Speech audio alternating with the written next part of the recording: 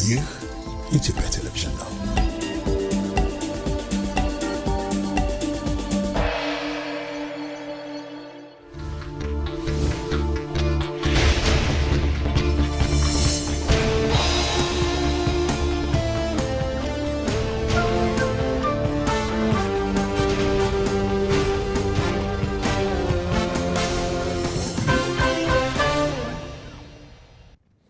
እንዴት አምሽታችኋል የተወዳጁ ተመልካቾቻችን የኢትዮጵያ ቴሌቪዥንን እየተከታተላችሁ ትገኛላችሁ። የካቲት 3 የማክሰኞ ኢቲቪ ዜና 57 ምሽቱ 2 ሰዓት ሆኖ ወደ እናንተ መድረሱን ቀጥሏል።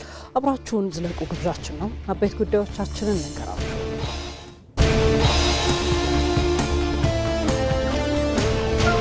የብልጽግና ፓርቲ ምክትል ፕሬዝዳንት ተመስገን ጥሩነህ ብልጽግና ፓርቲ ታሪክን ወደ ሀብት ቅርስን ወደ እሴት የሚቀይሩ ታላላቅ ፕሮጀክቶችን ማሳካት የቻለ ፓርቲ መሆኑን ተናገሩ። ፓርቲው በሰባተኛ ጠቅላላ ምርጫ የሚመራበትን ማኒፌስቶና የመወዳደሪያ ምልክት የሆነውን የስንዴ ነዶ ይፋ አድርጓል። ብልጽግና የኢትዮጵያ ሀገረ መንግስትና ብሔረ መንግስት ግንባታን ገምግሟል። የፖለቲካ ኢኮኖሚ ስብራቶቿን ምክንያቶቹ መርምሯል። ከትናንት ልንወስዳቸው የምንችላቸውን እሴቶች ተገንዝቧል።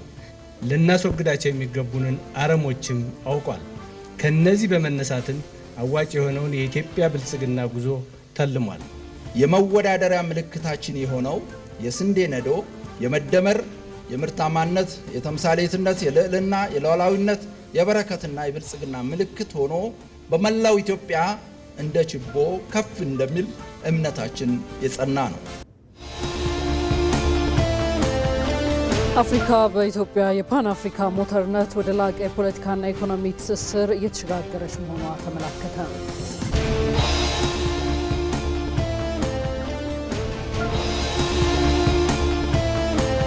ከለውጥ በኋላ በተከናወኑ ተግባራት የምርጫ ምህዳሩ መሻሻል ማሳየቱ ተጠቆመ።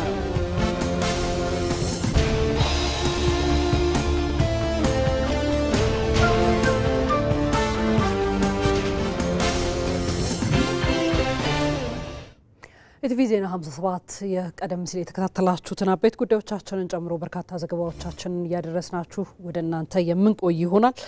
በተለያዩ አካባቢዎች ሪፖርተሮቻችን የተለያዩ ዘገባዎችንም እንደዚሁ ይዘው ይገኛሉ። የአድዋ ድል ለአፍሪካውያን የነጻነት ጮራ እንደሆነ ይታወቃል። የአድዋ ድል በአድዋ መታሰቢያ ሙዚየም ደግሞ በድምቀት የሚከበርበት ሁኔታ ተዘጋጅቶለታል። ከለውጡ ዓመታት ወዲህ ለአፍሪካውያን ምን ያስተምራል? ይህንን ትኩረት አድርጋ ባልደረባችን መሀሌት ታደለ ከአድዋ ድል መታሰቢያ ሙዚየም ወደ ኋላ ላይ ተቀላቅላን በቀጥታ መስመራችን ላይ የምታነሳለን ሀሳቦች ይኖራሉ። እኔ ሮዛ መኮንን ዜናዎቹ የመራው አብሬያችሁ ዘልቃለሁ። በያላችሁበት መልካም ቆይታ ይሁንላችሁ።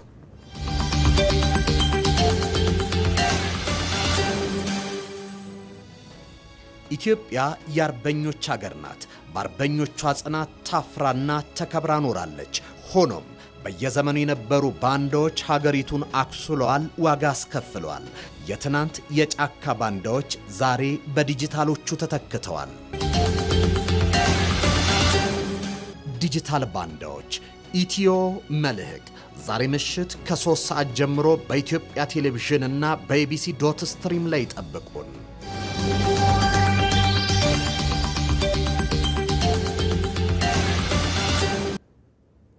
ወደ ቀዳሚው ዘገባችን አለፍን። የብልጽግና ፓርቲ ምክትል ፕሬዝዳንት ተመስገን ጥሩነህ ብልጽግና ፓርቲ ታሪክን ወደ ሀብት ቅርስን ወደ እሴት የሚቀይሩ ታላላቅ ፕሮጀክቶችን ማሳካት የቻለ ፓርቲ መሆኑን ተናገሩ። ፓርቲው በሰባተኛ ጠቅላላ ምርጫ የሚመራበትን ማኒፌስቶና የመወዳደሪያ ምልክቱ የሆነውን የስንዴ ነዶ ይፋ አድርጓል። ምንተስኖት ይልማ ብልጽግና ፓርቲ ለሰባተኛው ጠቅላላ ምርጫ ኢትዮጵያን ወደ ተምሳሌት ሀገር በሚል መሪ ቃል የመወዳደሪያ ምልክቱን የስንዴ ነዶ በማድረግ እንደሚወዳደር አስታውቋል።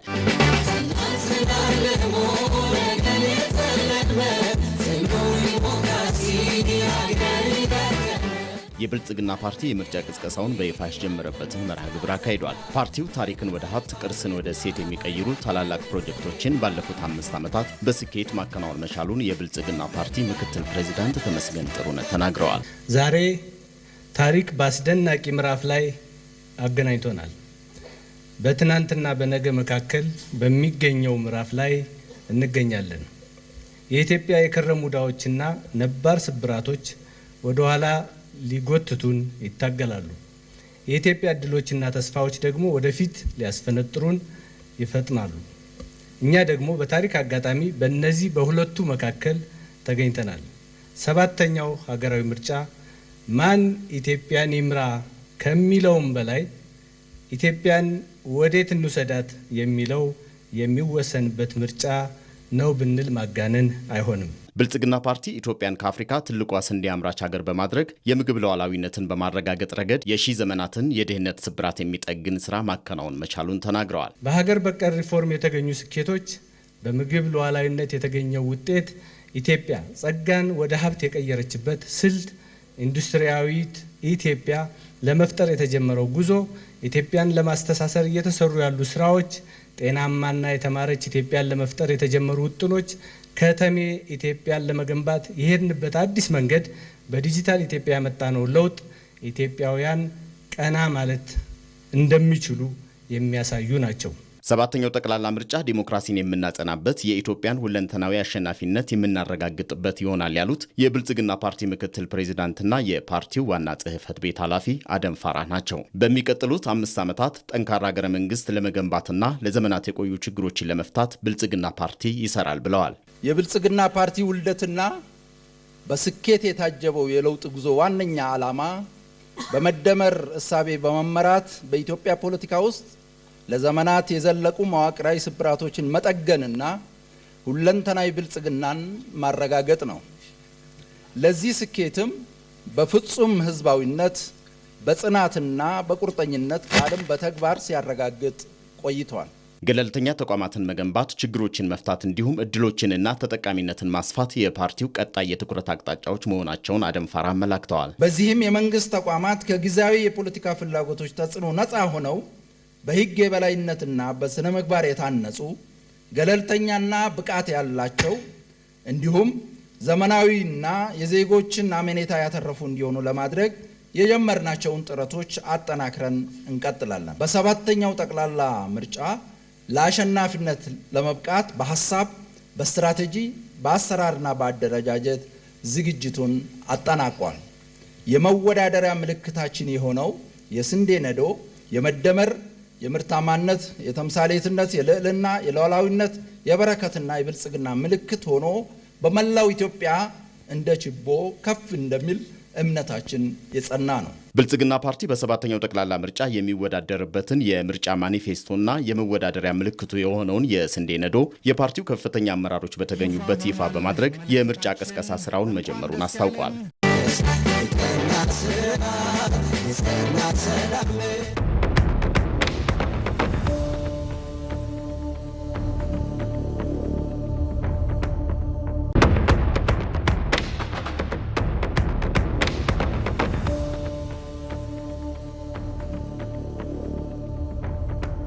ዘገባዎቻችን ቀጥለዋል። ከአፍሪካ ህብረት ጉባኤ ጋር የተገናኙ ጉዳዮችን ወደ እናንተ እናደርሳለን። የአፍሪካ ሀገራት የውጭ ጉዳይ ሚኒስትሮች በ48ኛው የአፍሪካ ህብረት የስራ አስፈጻሚ ምክር ቤት መደበኛ ስብሰባ ላይ ለመሳተፍ አዲስ አበባ እየገቡ ነው። የሶማሊያ የውጭ ጉዳይ ሚኒስትር አብዲ ሰላም አብዲ አሊና የሞሪታኒያ የውጭ ጉዳይ ሚኒስትር መሐመድ ሳሌም ዛሬ ጠዋት አዲስ አበባ ገብተዋል። የሴራሊዮኑ የውጭ ጉዳይና ዓለም አቀፍ ትብብር ሚኒስትር ቲሞቲ ሙሳ ካባና የሳህራዊ አረብ ዲሞክራቲክ ሪፐብሊክ የውጭ ጉዳይ ሚኒስትር መሐመድ እስላም አዲስ አበባ መጥተዋል። ሚኒስትሮቹ ቦሌ ዓለም አቀፍ አውሮፕላን ማረፊያ ሲደርሱ የውጭ ጉዳይ ሚኒስትር ከፍተኛ የስራ ኃላፊዎችም አቀባበል አድርገውላቸዋል። የሞሪሺየስ የውጭ ጉዳይ ዓለም አቀፍ ትብብርና ዓለም አቀፍ ንግድ ሚኒስትር ዳናንጃይ ራምፉልና የኡጋንዳ የውጭ ጉዳይ ሚኒስትር ሄንሪ ኦሪየም ኦኬሎ በተመሳሳይ አዲስ አበባ ገብተዋል። ቦሌ ዓለም አቀፍ አውሮፕላን ማረፊያ ሲደርሱም የሰላም ሚኒስትር ዴኤታ ኬረዲን ተዘራና የውጭ ጉዳይ ሚኒስትር ከፍተኛ የስራ ኃላፊዎች አቀባበል አድርገውላቸዋል። 39ኛው የአፍሪካ ህብረት የመሪዎች ጉባኤ የካቲት 7ና 8 2018 ዓ.ም የሚካሄድ ሲሆን ከጉባኤው አስቀድሞ በነገው ዕለት የካቲት 4ና 5 ቀን የስራ አስፈጻሚ ምክር ቤት 48ኛው መደበኛ ስብሰባ ይካሄዳል። ዘገባው የሪፖርተራችን ባየ ሙላት ነው። ከዚሁ ጋር ወደ ተገናኘ ጉዳይ እንምራችሁ። የአፍሪካ ሀገራት የውጭ ጉዳይ ሚኒስትሮች በ48ኛው የአፍሪካ ህብረት የስራ አስፈጻሚ ምክር ቤት መደበኛ ስብሰባ ላይ ለመሳተፍ ቀደም ሲል እንዳልናችሁ ወደ አዲስ አበባ እየገቡ ነው። ሚኒስትሮቹ ቦሌ ዓለም አቀፍ አየር ማረፊያ ሲደርሱም ከፍተኛ የመንግስት የስራ ኃላፊዎች አቀባበል አድርገውላቸዋል። የእንግዶች አቀባበሉን እየተከታተለ የሚገኘውን ሪፖርተራችን ሳምሶን በላይ ተጨማሪ የሆኑ መረጃዎችን ሊያደርሰን በቀጥታ መስመራችን ላይ አግኝተነዋል። እንዴት አምሽተሃል ሳምሶን? እንግዲህ የአፍሪካ ህብረት የሚኒስትሮች ጉባኤን ለመሳተፍ ለሚገቡ እንግዶች በቦሌ ኤርፖርት እየተደረገ ያለው አቀባበል ምን ገጽታ አለው? የየት ሀገራት እንግዶችስ እየገቡ ነው ያሉት እስካሁን ድረስ?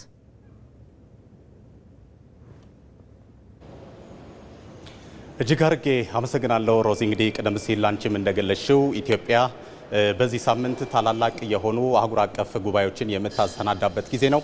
እንግዲህ የአፍሪካ ህብረት 48ኛውን የስራ አስፈጻሚዎች ስብሰባ ከነገና ከነገ በስቲያ ታከናውናለች። ከዛ ባሻገር ደግሞ አርብ ዕለት በ6 ማለት ነው የጣሊያን አፍሪካ ጉባኤ እንደዚሁም ደግሞ በ7ና በ8 ዓመታዊውን የአፍሪካ ህብረት ጉባኤ የምታሰናዳ ነው የሚሆነው። እንግዲህ በእነዚህ ሁሉ ፕሮግራሞች እንግዲህ ቀዳሚ የሚሆነው የአፍሪካ ህብረት የስራ አስፈጻሚዎች ስብሰባ ነው። ይህንን ስብሰባ አስመልክቶ የተለያዩ የአፍሪካ ሀገራት መሪዎች እዚህ በአዲስ አበባ እንግዲህ ጉባኤውን ለመከታተል ወይንም ለመሳተፍ እየገቡ ነው የሚገኙት።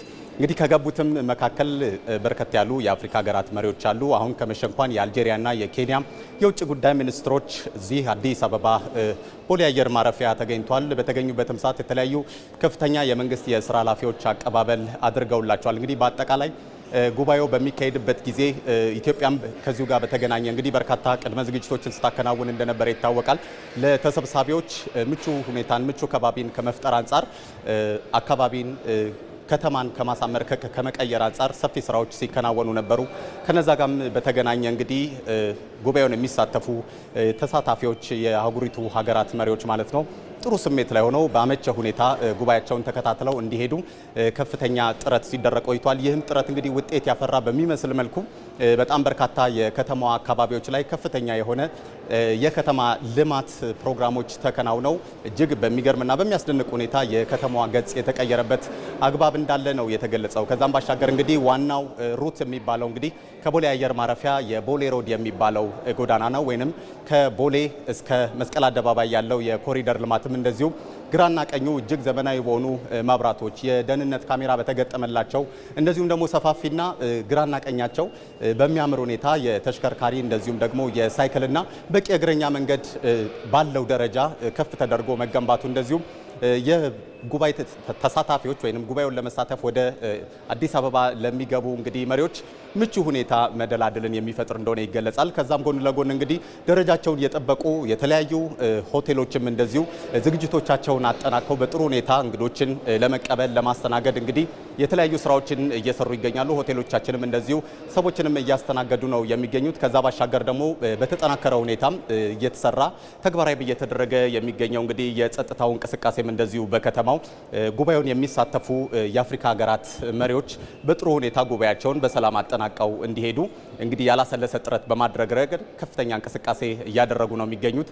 እንግዲህ ኢትዮጵያ ለአፍሪካ ህብረት ከአጼ ኃይለ ሥላሴ ጀምሮ እያበረከተች ያለችው ከፍተኛ የሆነ አስተዋጽኦ አለ። ይህንንም ተግባራዊ ከማድረግ አንጻር እንግዲህ በአሁኑም በዚህ ስርዓትም ወይንም ከጥቂት ዓመታት ወዲህ እየተደረጉ ባሉ የልማት ስራዎችም እንደዚሁ አፍሪካ በትክክልም አዲስ አበባ የአፍሪካ መዲና መቀመጫ መሆኗን የሚያመላክት እንደዚሁም ደግሞ ለሌሎችም ሀገራት ተምሳሌት የሚሆኑ ተግባራት እያከናወነች እንደምትገኝም እንግዲህ እየተገለጸ ይገኛል። ከዚሁ ጋር በተገናኘም እንግዲህ ቀሪ ሰዓቶች ላይም መሪዎች ይገባሉ ተብሎ እየተጠበቀ ነው የሚገኘው። ሳምሶን እናመሰግናለን። ቀሪ እንግዶች መግባታቸውን ይቀጥላሉ። እኛም ለተመልካቾቻችን ማድረሳችንን እንቀጥላለን። መልካም ምሽት ይሁንልን። ቀጥለናል። የአድዋ ድል ለአፍሪካውያንና ለመላው ጥቁር ሕዝቦች የነጻነት ጮራን የፈነጠቀ ድል ነው። ኢትዮጵያ ቅኝ ግዛትን ድል በመንሳት ለአፍሪካውያን የነጻነት መንገድን የመራችበትም ጭምር ነው። ይህን ታሪክ አፍሪካውያን ከሚሰሙት ባለፈ በዓይናቸው ማየት እንዲችሉ ደግሞ የአድዋ ድል መታሰቢያ ሙዚየም ክብሩን ጠብቆ ተገንብቷል። እዚህ ርዕሰ ጉዳይ ላይ ቆይታ እናድርግ። ተጨማሪ መረጃዎችን ልታደርሰን ሪፖርተራችን መሀሌት ታደለን በቀጥታ መስመራችን ላይ አግኝተናታል። ከእሷ ጋር እንቆያለን። እንዴት አምሽተሻል መሀሌት? እንግዲህ የአድዋ ድል መታሰቢያ ሙዚየም የታሪክ አውድን በአግባቡ ተረድቶ የተገነባ ከመሆኑ አንጻር ለመላ አፍሪካውያን ምን መልእክት ያስተላልፋል የሚለው ሀሳብ ላይ ትኩረት አድርጌና መረጃዎችን ሲጭን። አመሰግናለሁ ሮዛ። ኢትዮጵያ ከአፍሪካውያን እንዲሁም ደግሞ ከመላው ጥቁር ሕዝቦች ጋር የሚያስተሳስራት አንድ ትልቅ ታሪካዊ ድል አላት። ይህ ድል ደግሞ የአድዋ ድል ነው። የአድዋ ድል ለአፍሪካውያን የነጻነት ትግል መሰረት የሆነ ለአፍሪካውያን ብቻ ሳይሆን ደግሞ በመላው ዓለም የሚገኙ አሜሪካ፣ አውሮፓ፣ ካሪቢያን አካባቢ ያሉ ጥቁሮች ለነጻነታቸው ጥያቄ እንዲያነሱ እንዲዋደቁ መሰረት የጣለ ድል እንደሆነ ይታወቃል። ይህ የመላው ጥቁሮች ህዝብ ድል የሆነ በዓል ደግሞ ኢትዮጵያ ውስጥ በየዓመቱ ላለፉት ከ100 በላይ ዓመታት በደመቀ ሁኔታ ሲከበር እንደቆየ ሁላችንም እናውቃለን። ነገር ግን የአድዋ ድል የሚመጥነውን ያህል ቅርስ አልተተወለትም ነበር፣ መታሰቢያ ያልተሰራለትም ነበረ። ባለፈው 2 ዓመት ጊዜ ውስጥ ነው አሁን የምገኝበት የአድዋ ድል መታሰቢያ ሚውዚየም ተገንብቶ የአፍሪካ ህዝቦች እንዲሁም ደግሞ መላው ጥቁር ህዝቦች በልባቸው ያተሙት የአድዋ ድል የሚመጥነውን አይነት መታሰቢያ የተገነባለት። በነገራችን ላይ ተመልካቾቻችን አሁን የምገኝበት የአድዋ ድል መታሰቢያ ሚውዚየም ተመርቆ ለህዝብ ክፍት የተደረገው የካቲት 3 ቀን 2016 ዓ.ም ልክ በዛሬው ዕለት ነበረ። 2ኛ ዓመቱን ደፍኗል። ከዚያን ጊዜ ጀምሮ ወደ ኢትዮጵያም ወደ አዲስ አበባም የሚመጡ እንግዶች የአድዋ ድልን በተመለከተ የሚፈልጓቸውን መረጃዎች ደግሞ ከሚያውቁት ባለፈ ከሰሙት ባለፈ ህያው የሆነውን ቅርስ እዚህ የአድዋ ድል መታሰቢያ ድረስ መጥተው ሐውልቶቹን ያያሉ። ድሉ ደግሞ እንዴት ነበር የሚለውን ከክተት አዋጁ ጀምሮ የካቲት 23 1888 ዓ.ም እስከ ተፈጸመው የድል ታሪክ ድረስ ያሉ ታሪካዊ ሂደቶችን በሞላ ጥንቅቅ ብለው ተሰናድተውላቸው መመልከት እንዲችሉበት ስፍራ ነው ይህ ስፍራ። ስለዚህ አፍሪካውያን ወደዚህ ሲመጡ ወደ አዲስ አበባ ሲመጡና ይህንን ታሪካዊ መታሰቢያ ሚውዚየም ሲጎበኙ ቤታቸው የመጡ ያህል የአባቶቻቸውን የአያቶቻቸውን ታሪክ የሚመለከቱበት ስፍራ ሆኖ ተገንብቷል። ለአፍሪካውያን ብቻ አይደለም፣ ቀደም ሲል እንዳነሳሁት ለመላው የጥቁር ህዝቦችም የነጻነት ምልክት ነው የአድዋ ድል። እሱንም የሚዘክር ነው ይህ ሙዚየም። በዚህ በአድዋ ድል መታሰቢያ ሚውዚየም የአድዋ ብቻ ሳይሆን ታሪኩ ተሰንዶ የሚገኘው የአፍሪካውያን የመላው የጥቁር ህዝቦች ታሪክም ተሰንዷል።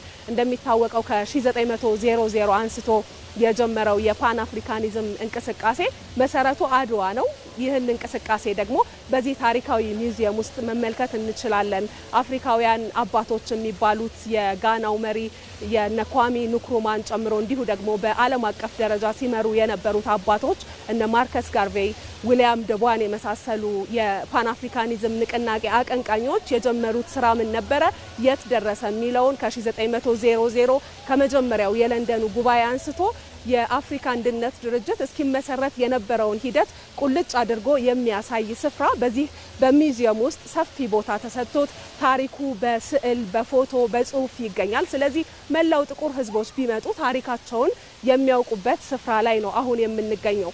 በነገራችን ላይ ሮዛ አንቺን በደንብ እንደምታውቂው እዚህ አዲስ አበባ ላይ የተገነቡ የመሰረተ ልማት ስራዎች ከተማዋ የአፍሪካ ህብረት መቀመጫነቷንም ጭምር የምትመጥን ከተማ መሆኗን ያረጋገጡ ናቸው። ይህ ሙዚየም ብቻ ሳይሆን ማለቴ ነው።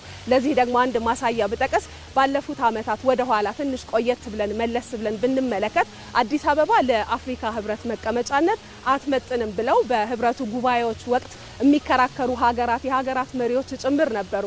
እነዛ መሪዎችና የሀገራት ተወካዮች ዛሬ ላይ መጥተው አዲስ አበባን ቢመለከቷት በእርግጠኝነት ያኔ እንደዛ ያልናት አዲስ አበባ ነች ወይ የሚል ጥያቄ ማንሳታቸው አይቀርም።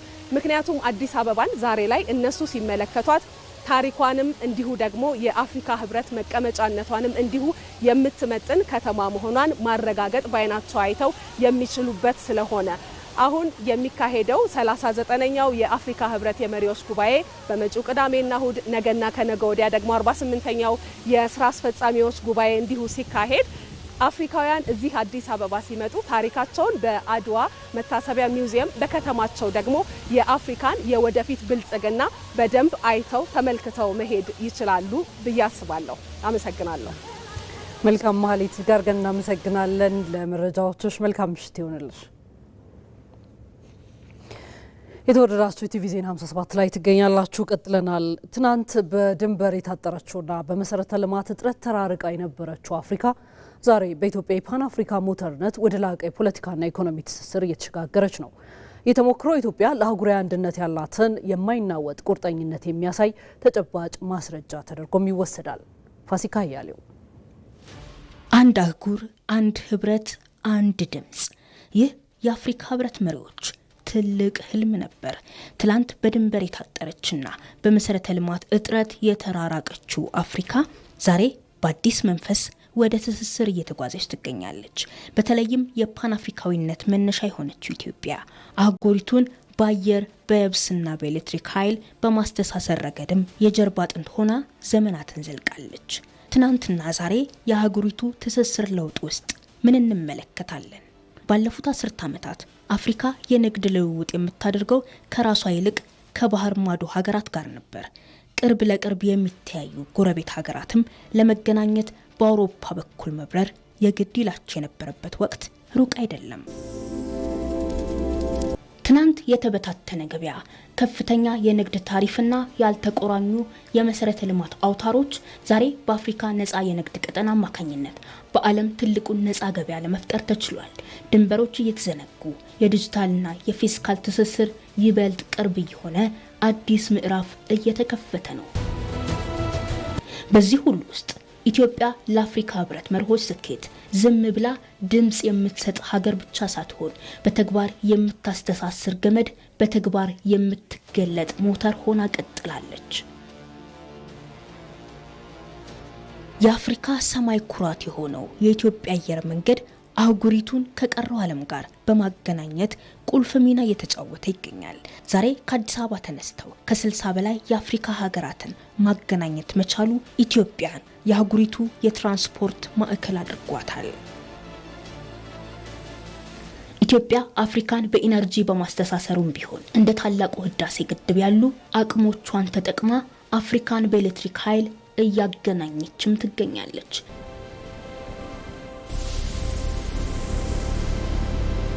ዛሬ የአፍሪካ ትስስር አሁን ካለበት ደረጃ አልፎ ወደ አንድ የጋራ ፓስፖርትና ወደ ተቀናጀ የኢኮኖሚ ማህበረሰብ ለመሸጋገር ጉዞውን ቀጥሏል። በዚህ ጉዞ ውስጥ ኢትዮጵያ የአፍሪካዊ ማማነቷን በዘመናዊ የልማት ስራዎቿ እያረጋገጠችም ትገኛለች። ይህ ነው እንግዲህ አፍሪካ ኢትዮጵያን ድልድይ አርጋ እየተሳሰረች ነው የሚለውን ሀሳብ እርግጥ የሚያደርገው። ዘገባዎቻችን ቀጥለዋል። ወጣቶች የኢትዮጵያን ብሔራዊ ጥቅም ለማስጠበቅ የሚኖራቸው ተሳትፎ ተጠናክሮ ሊቀጥል እንደሚገባ በውጭ ጉዳይ ሚኒስቴር የሰለጠኑ የፕሮቶኮል ባለሙያዎች ተናገሩ። የ39ኛው የአፍሪካ ህብረት ጉባኤ በተሳካ መልኩ እንዲከወን የሚያግዙ 179 በጎ ፈቃደኛ ወጣቶች የተሰጣቸውን የካዴት ስልጠና አጠናቀው ዝግጁ ሆነዋል። መቅደላይ ደረጃ ተጨማሪውን ይዛለች።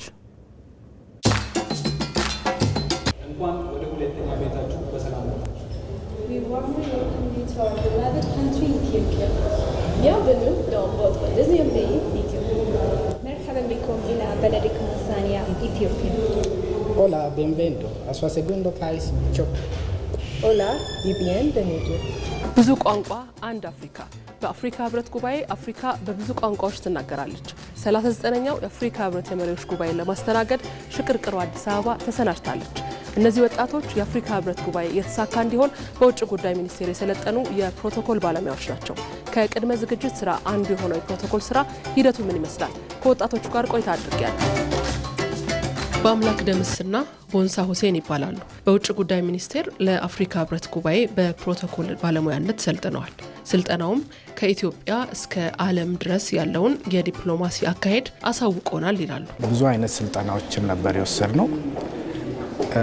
ከፕሮቶኮልና ኢቲኬት ጀምሮ ስለ ቱሪዝም እንዲሁም ደግሞ ስለተለያዩ ጉዳዮች፣ ስለ ሀገራችን ጉዳዮች፣ የሀገራችንን ገጽታ የሚገነቡ ነገሮች ወስደናል። ስለ ፓን አፍሪካኒዝምም ሰልጥነናል።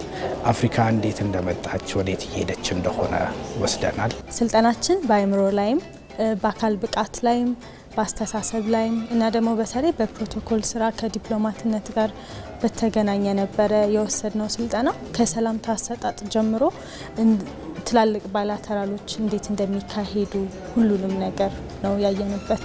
በፕሮቶኮል ስራ ትንሽ የሚባል ስህተት የለም የሚሉት ወጣቶቹ የሀገርን ገጽታ ከመገንባት አንጻር በስልጠናው ያገኙት እውቀት ትልቅ እንደሆነም ይገልጻሉ። ፕሮቶኮል ላይ ከዚህ ቀደም ብዙም ግምትም ባልሰጣቸው በጣም ጥቃቅን የሚባሉ ነገሮች ላይ ትልቅ ዋጋ እንዳላቸው ነው የተማርኩት።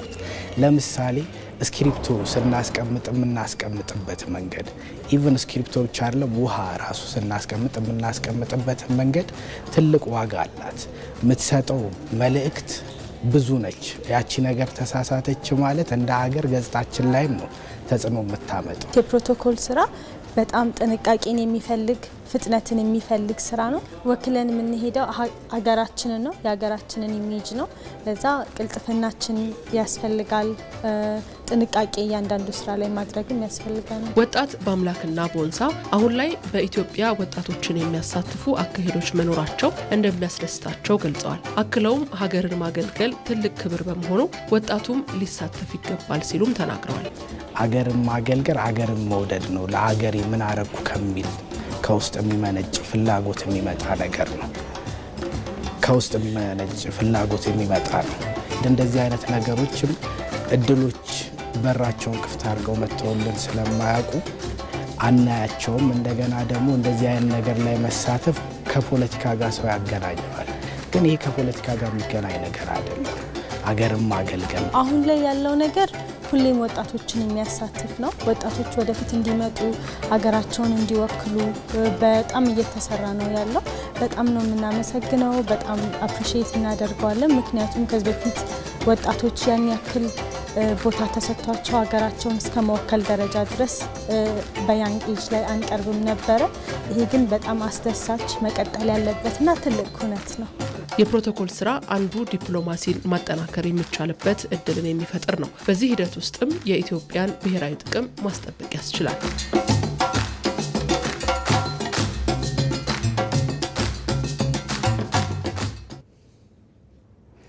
በአዲስ አበባ የተከናወኑ የወንዝ ዳርቻ ልማት ፕሮጀክቶች አዲስ አበባ የአፍሪካ የብልጽግና ተምሳሌት መሆኗን የሚያሳዩ ናቸው። እነዚህ የወንዝ ዳር ልማት ፕሮጀክቶች አፍሪካውያን በራስ አቅም መስራት እንደሚችሉም ማሳያ ተደርገው ይወሰዳሉ። ሪፖርተራችን ወይንሸት ደጀኔ የሆነ አካባቢ በሚገኝ የወንዝ ዳርቻ ልማት ቅኝት አድርጋለች። አፍሪካ አፍሪካ አፍሪካ ሰላም እንዴት ነሽ? ደህና ነሽ? አለን። የጎበኞች ናገኞችና ራስሽን አስተዋውቂን። ከየት ነው የመጣሽ? ከየት አካባቢ ከሚለው እንጀምር። ከአሜሪካን ሀገር ነው የመጣሁት። ከመጣሁኝ አንድ 2 ሳምንት ሆኖኛል። በጣም የሚያምር ነገሮችን ነው እያየሁኝ ያለሁት። በጣም ደስ ይላል። ምን ተመለከትሽ እስቲ? በጣም አሁን ተለውጧል። በጣም ደስ የሚል ነው። ሁሉም አካባቢ ጽድት ብሏል። እንደ ድሮ አይደለም። በጣም አልጠበቅኩትም። ይሄንን ውሃም ዘገም ያለው ባለመስታወቱን ድልድይ በጣም ደስ የሚል ነገር ነው ያጋጠመኝ። ድሮ ስታቂው እንዴት ነበረ? ድሮ ሳቀው በጣም ጫካ፣ ምንም ነገር የሌለው እንደዚህ ያልተሰራ በጣም አሁን ግን በጣም ውበት አለው። በጣም ቆንጆ ሁኔታ ብዙ ፓርኮች ተሰርተው ሰው ሲዝናና መዝናኛ ቦታዎች ብዙ ቦታዎች ሲከፈቱ ደግሞ ለኛም በጣም ደስ የሚል እድል ነው። ስለዚህ ከዚህ በኋላ የቆየሽ አትመጪም? ቶሎ ቶሎ? አረ በጣም በየአመቱ ነው እዚህ የምመጣ። እንግዲህ በርቱ እንላለን። እናመሰግናለን። መልካም ቆይታ ይሆናል። እሺ እናቴ፣ እዚህ ይስጥልኝ። አመሰግናለሁ። አፍሪካ አፍሪካ ሀገራችን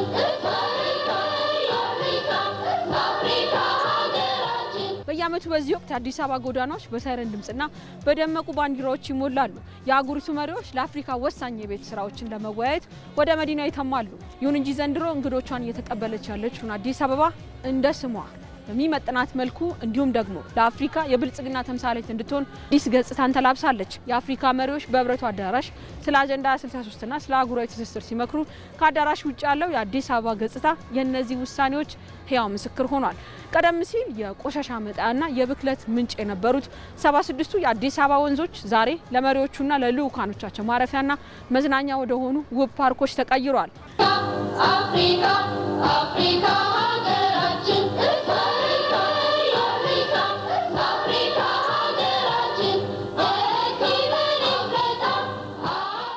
ህብረቱ አረንጓዴ አፍሪካን የመፍጠር ራዕይ ሰንቆ እንደሚንቀሳቀስም ይታወቃል። ኢትዮጵያም ይህን አህጉራዊ ፖሊሲ በመሬት ላይ በማውረድ ረገድ በወንዝ ዳርቻ ልማቷ ትልቅ ትምህርት እየሰጠችም ትገኛለች። አፍሪካ አፍሪካ ሀገራችን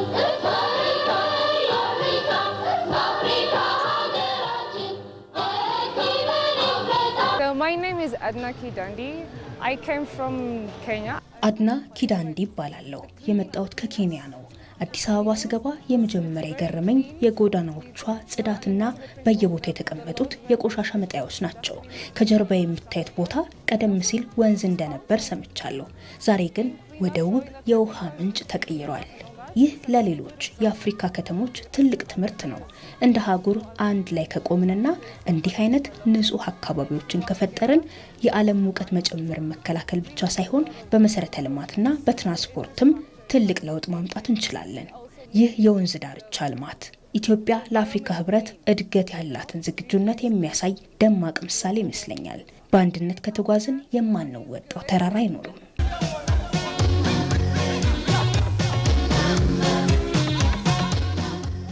በውጭ አልሚዎች ለ5 ዓመታት ሳይሳካ የቆየ ፕሮጀክት ግን በሀገር በቀል ባለሙያዎች ቁርጠኝነት በአንድ ዓመት ውስጥ ብቻ 47 ኪሎ ሜትር ሊሸፍን ተችሏል ማለት ነው። ለአፍሪካ መሪዎች አህጉራዊ ችግሮችን በራስ አቅም መፍታት ይቻላል የሚል ጠንካራ መልእክትን ይህ የወንዝ ዳርቻ ልማት ፕሮጀክት አስተላልፏል። መሪዎች በጉባኤያቸው መካከልም እንደ ወዳጅነት፣ እንጦጦ፣ ፒኮክ ባሉ ፓርኮች የሚያደርጉት ጉብኝት አዲስ አበባ ለዲፕሎማሲያዊ ስራዎች ብቻ ሳይሆን ለቱሪስትም ምቹ መሆኗን አረጋግጦላቸዋል ማለት ነው። የአፍሪካ ህብረት ኮሚሽን ሊቀመንበርና መሪዎች ወደ አዲስ አበባ ሲመጡ አሁን የሚመለከቱት በግድቦች፣ በሰው ሰራሽ ሐይቆችና በውሃ ማጣሪያዎች የዳበረ ዘመናዊ ከተማ ልማትን ይጎበኛሉ ማለት ነው። ይህ ልማት አዲስ አበባን እንደ ኒውዮርክና ጄኔቫ ሁሉ ዓለም አቀፍ ደረጃን የጠበቀች ሳቢ ከተማም አድርጓታል ማለት እንችላለን። የዘንድሮ የአፍሪካ መሪዎች ጉባኤ ከአዳራሽ ውይይቶች ባለፈ በወንዝ ዳርቻ ልማቶች በታጀበ ውብ ከተማ ውስጥ መካሄዱ ልዩ ትርጉም አለው። ኢትዮጵያ በወንዞች ዳርቻ ላይ የገነባችው ስኬት ለአፍሪካ መሪዎች ብልጽግና ተስፋን የሚሰጥ የምንፈልጋት አፍሪካ ሩቅ እንዳልሆነች የሚያሳይ የአህጉራዊ ኩራት ማሳያ ሆኗል። አፍሪካ አፍሪካ አፍሪካ ሀገራችን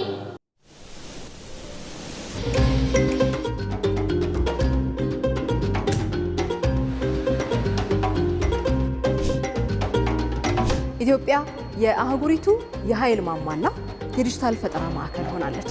በብርሃን ብቻ አይደለም፣ በአርቲፊሻል ኢንቴሊጀንስ ነገ በአፍሪካ ለሚገነባው የብልጽግና ጉዞም ግንባር ቀደም ማሳያ ሆናለች። አዲስ አበባ ስሟን መስላለች። ውብ፣ የዘመነች፣ ጤናማ የህይወት ማሳያን በመሆን ለአፍሪካ ተምሳሌት መሆን ችላለች።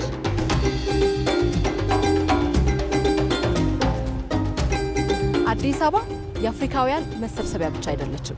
የነፃነት፣ የፈጠራ እንዲሁም ደግሞ የጋራ መኖሪያ ቤትም ጭምር ናት።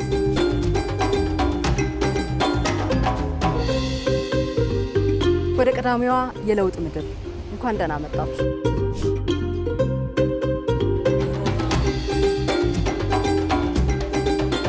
In this new era, we cannot speak in fragments. We must speak as one.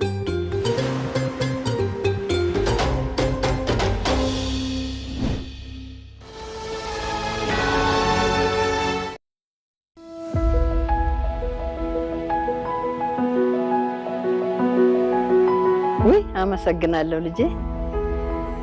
በጣም አመሰግናለሁ።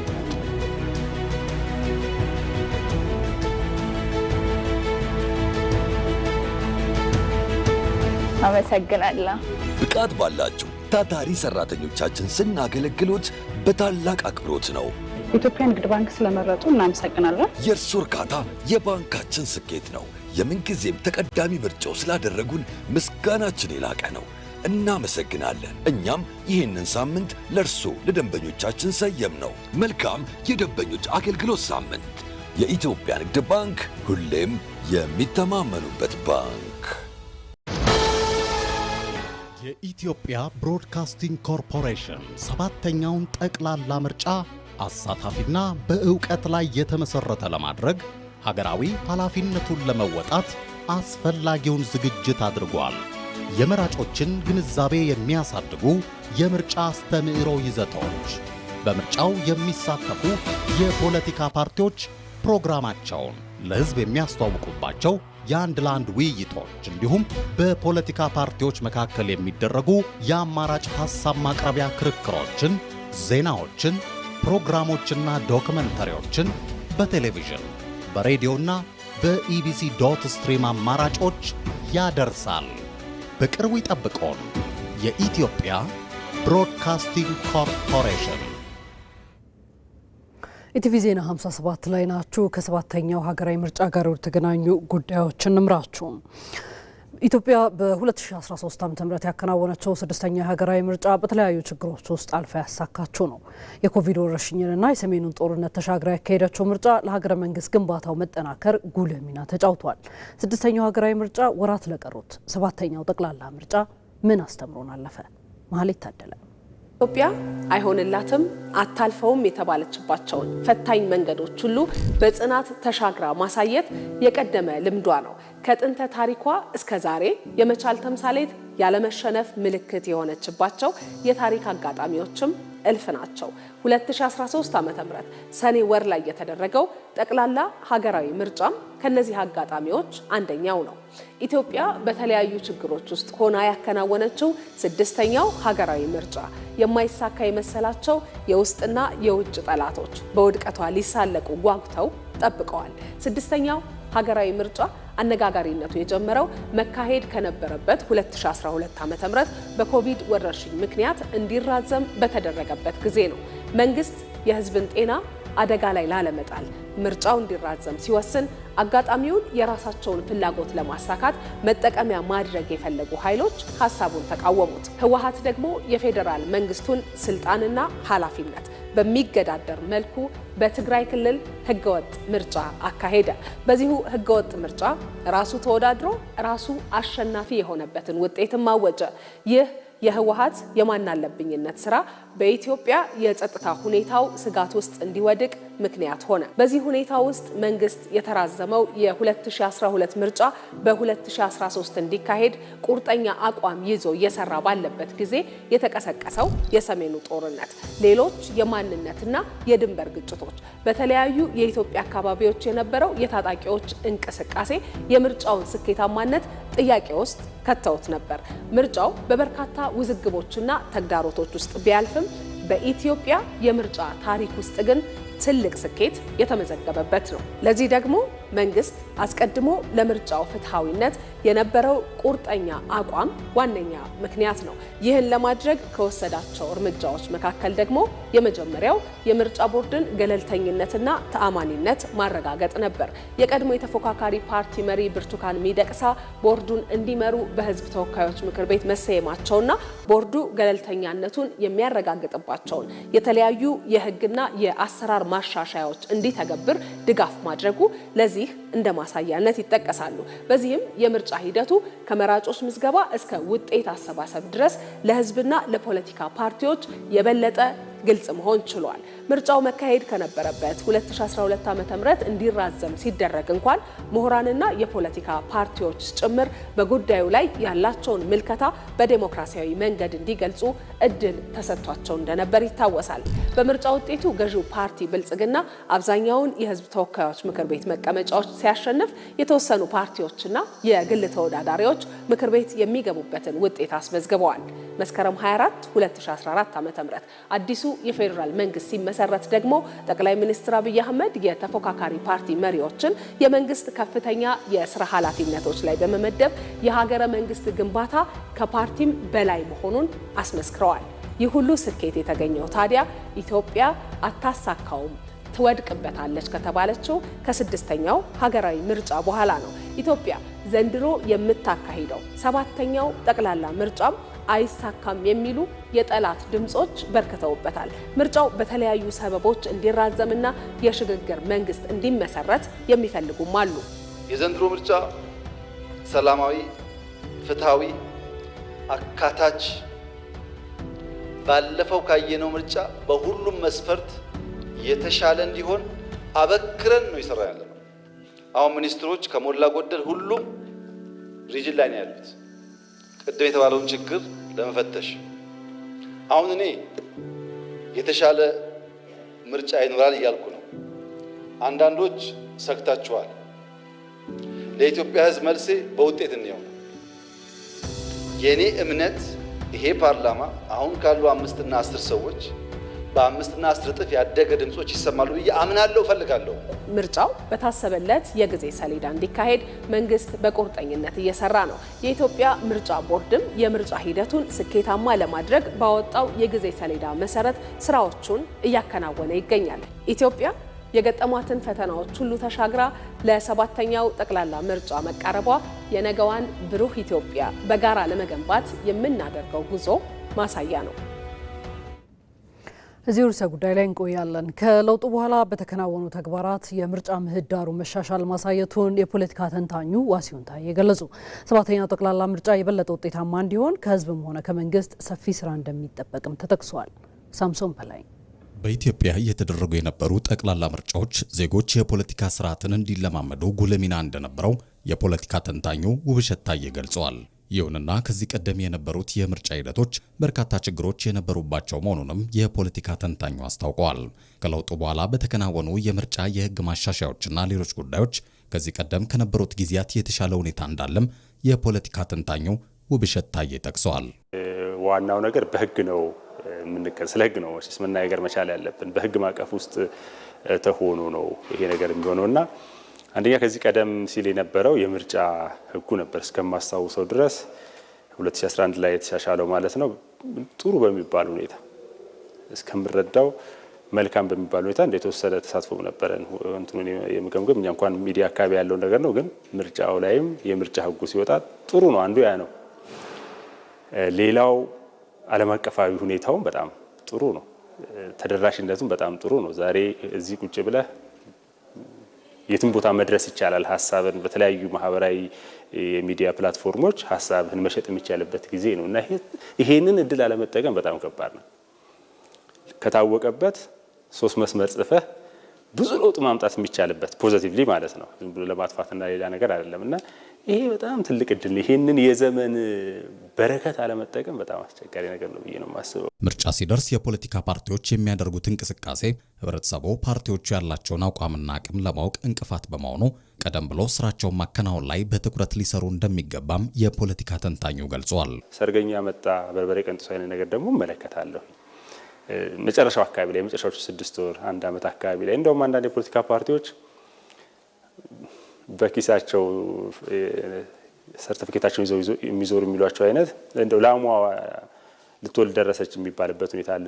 ምርጫ ከዛ በጣም ያለፈ ነገር ነው። እኛ የፖለቲካ ፓርቲዎችን የምንመርጣቸው ህዝቡን እንዲያገለግሉ ነው እንጂ የስራ እድል አይደለም እየተከፈተላቸው ያለው። የህዝቡን መሰረታዊ ችግሮች ተረድተው አጥንተው የፖለቲካ ሁኔታው ሀገራዊ ጉዳዮችን፣ ቀጠናዊ ጉዳዮችን፣ ዓለም አቀፋዊ ጉዳዮች ምን ይመስላል ቢሉ ነገር በደንብ ጊዜ ተወስዶ አስልተው ሊሄዱበት የሚገባ ነገር ነው መሆን መቻል ያለበት። በተቻለ መጠን ደግሞ የአመጽ እንቅስቃሴዎች የሚባሉ እነዚህ አፍራሽ የሆኑ ነገሮች ላይ ሲሳተፉ የቆዩ እና ሲያበረታቱ የቆዩ አንዳንድ ፓርቲዎች አሁን ያንን ባደረጉበት ሁኔታ ዲሞክራሲያዊና ሰላማዊ ምርጫ ውድድር ላይ እዛ ሜዳ ላይ መቅረብ ሊቸግራቸው ይችላል። አሁንም ህዝብ በምርጫ ላይ ያለው እምነት የበለጠ እንዲያጎለብት በርካታ ስራዎች እንደሚጠበቁ አስታውቀዋል። ገና ያልተሻገርናቸው ነገሮች አሉ። በነገራችን ላይ ፖለቲካን ከኤሌክትሪክ ጋር ማያያዝ፣ ምርጫ በመጣ ቁጥር የታለፈበት የእስር ሁኔታ የጠፋባቸው አጋጣሚዎች ነበሩ። ብዙ አእምሯችን ውስጥ ብዙ ነገሮች አሉና ያ ነገር እንደማይደገም ማሳየት መቻል ያስፈልጋል። ነፃ መሆኑን ማሳየት መቻል ያስፈልጋል። እርግጠኛ መሆኑን መቻል ያስፈልጋል። መደላደሉን ማመቻቸትም እንደዚሁ በጣም ያስፈልጋል። ፓርቲዎችም በህዝብ የተሰጠውን ድምጽ ማክበር እንደሚገባቸው የፖለቲካ ተንታኙ ውብሸት ታዬ ጠቅሰዋል። የተወደዳችሁ ኢቲቪ ዜና 57 የዕለተ ማክሰኞን ስትከታተሉ ቆይታ ያድርጋችሁ በዚሁ ተጠናቋል። ከኛ ጋር ስለነበራችሁ አብራችሁን ስለዘለቃችሁ እጅግ አድርገን እናመሰግናለን። ሮዛ መኮንን ዜናዎቹን የመራው አብሬያችሁ ቆይቻለሁ። በያላችሁበት መልካም ምሽት